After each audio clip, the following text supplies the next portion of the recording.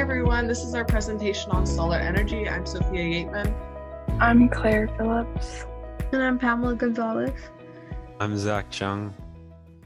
Humans have come a very long way from harnessing the power of the sun with a magnifying glass to light fires for warmth to the technological advancements we have seen throughout history and in today's renewable energy systems. In the 18th century, scientist Alexander discovers the photovoltaic effect of how electrical currents can be produced from sunlight. Scientist Charles Fritz worked off of that, creating the first known solar cell. Fast forwarding through to the 19th century, Russell S. Soule patented the modern solar cell design we see today. And in 1954, these three scientists at Bell Labs created the first silicon photovoltaic cell that was able to supply enough power to operate an electrical device for several hours.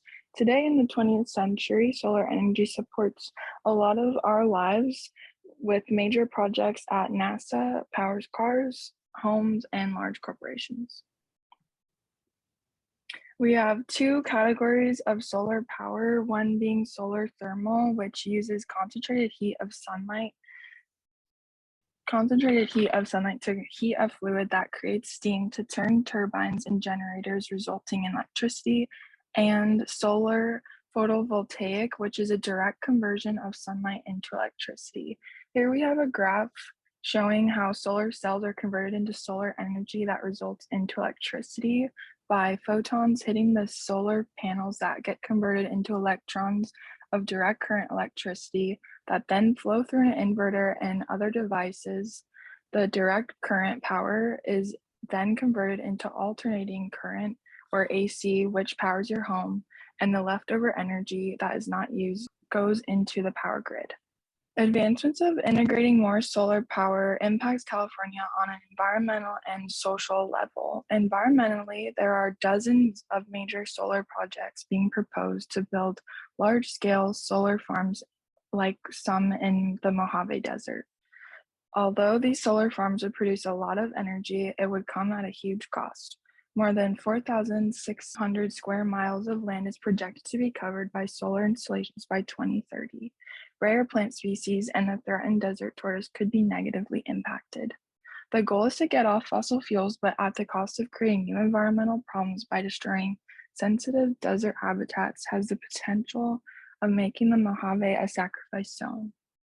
Socially, new rooftop and solar incentives being proposed have the possibility of major equity issues amongst different levels of demographics.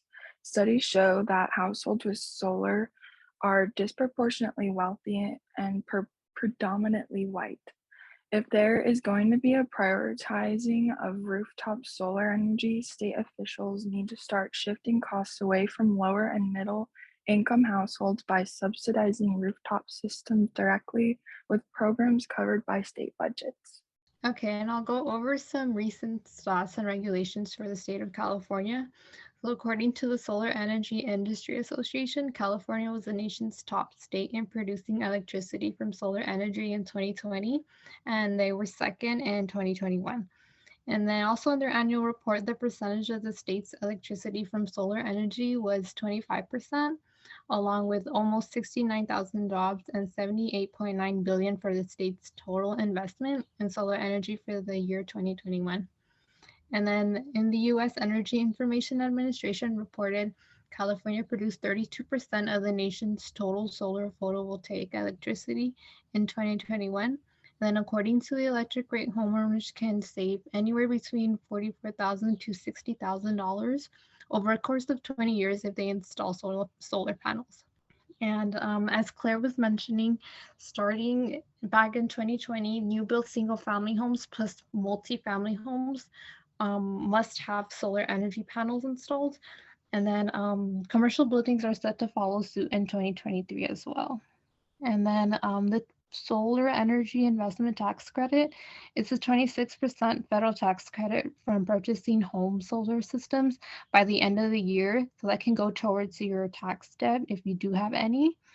And then the self-generation incentive program is just a rebate for buying and installing solar battery along with the panels themselves. And solar energy system property tax exclusion. It's a property tax exclusion on the added home value from the panels. So you don't need to report this value on your taxes, which can ultimately help you down the line. And then the single family affordable solar housing program, it's for eligible low income homeowners who get their electricity from PG&E, Southern California Edison, or San Diego Gas and Electricity. They could qualify for cash incentives for installing the solar system. And then an overall strength of the solar panels is clean energy throughout the state and the nation. So we're moving away from fossil fuels, which eventually is going to lead to a cleaner environment. And then a pro for the new build solar mandate is the right step towards the state's goal to have 100% energy, renewable energy by 2045. So it sets a new standards, which makes the solar panels cheaper / affordable. And then a pros of the entire incentives previously mentioned, it encourages green energy while commercial and residential consumers save money down the line. And then, but some cons of the energy is of solar panels is that energy companies want to get rid of the incentives, making solar energy less attractive to residents and businesses, which ultimately pushes us from the state's clean energy goal, leading to more CO2 emissions. And then cons of the new build solar mandate, it's just inefficient energy source due to all the state's grid system not being integrated yet and all connected. So basically the energy goes to waste here, and then the home value still increases. And then cons of the incentives is that the California Public Utility Commission wants to pay solar contributors less for the energy that they produce or sell to electric companies, plus a fee for connecting to their grid. So how does this relate to economics? So the government intervention provides the general public and businesses with incentives. In this case, it'll be rebates or tax credits to reach California's renewable energy growth and not exceed the state's greenhouse gas cap.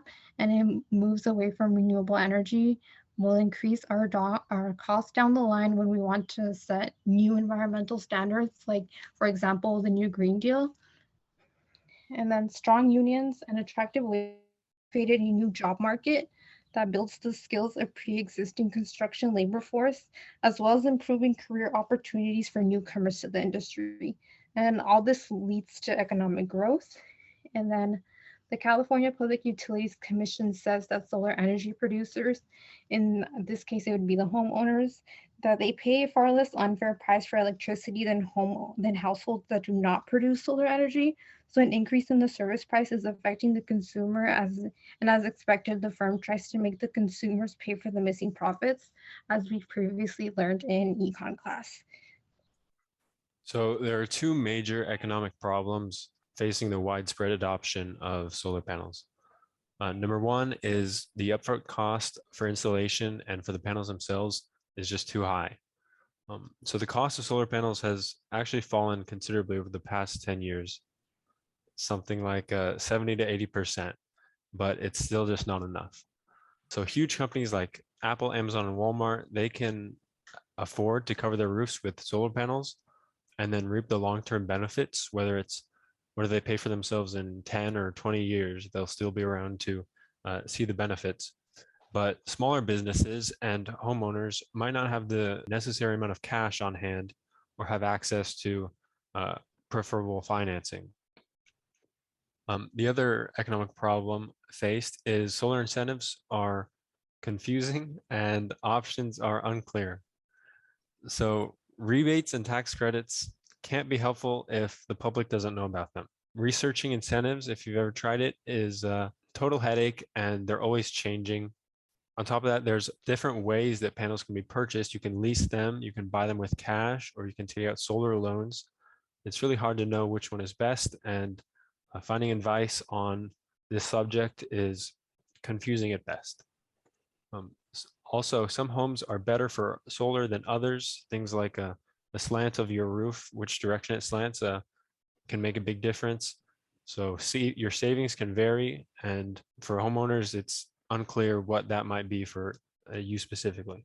This all-around lack of clarity is the second major barrier for homeowners and small businesses. So two ways we can tackle these problems. First, with an information-based approach. So consumers need to know first and foremost about the potential savings. So tax credits. The federal government offers a 26% tax credit. So you'll get 26% of your solar investment back. And then cities or counties also offer their own specific rebates. Again, it varies widely. So consumers need to know for them what they might be able to gain. Energy savings. So on average in America, these panels will pay for themselves between 9 to 12 years after installation. After that, if you're a net producer, they're just making you money. Consumers need to know how long this is going to take and what those savings might be. Some other benefits. So solar panels can help you be independent from the power grid. So if power goes out, you can keep the lights on, you can keep your energy. It's a huge part of environmentally doing your part. And small businesses can benefit greatly from various commercial incentives some places offer. These things are like expedited approval processes and things like that that just make doing business a lot easier. Another way is through a market-based approach. So we can expand tax credits and financing plans, just make it financially a smarter idea to get solar panels. Small business grants and loan guarantees can be offered. These are really important if you want small businesses to adopt solar, since there is an inherent risk. Expanding operational benefits for firms that adopt renewables. Again, things like if a firm pledges, a certain percent renewable energy usage, certain processes can be made easier for them. How would this policy be implemented? So first, our information-based approach. Existing incentives are hard to find, and if you do find them, they're still hard to interpret. These incentives exist on federal, state, city, county, and utility levels, so it's incredibly confusing. Eligibility should be quick and easy to research, and it should include all the relevant financing information. So we're proposing a federal website or state websites where one can simply put in their address and see all the relevant info. This includes their state, city, and county, of course. So every relevant rebate or tax credit can be shown. It can show things like installation costs, predicted savings, and the efficiency of the panels for your particular home. This information is all out there, but it's scattered all over sites. It can be outdated, and it's generally inaccessible. If it's inaccessible for people like us, then it's definitely inaccessible for 50-plus-year-old homeowners. One well-maintained website per state would make switching to solar far easier and more widely considered among homeowners. In addition, maybe one yearly piece of mail from the city or state to homes that would benefit the most. Importantly, this should come from one's local government, not financing companies. So second, our market-based approach. This would be implemented, well, first and foremost, homeowners need to see that it is financially smart to switch to solar. They can know all about it, but if it's not the financially smart thing to do, they won't adopt solar. So unless non-renewable energy becomes more expensive, solar needs to become cheaper.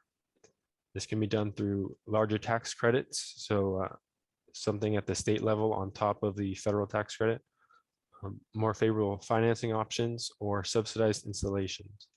A lot of small businesses will require grants or loan guarantees to reduce the uncertainty.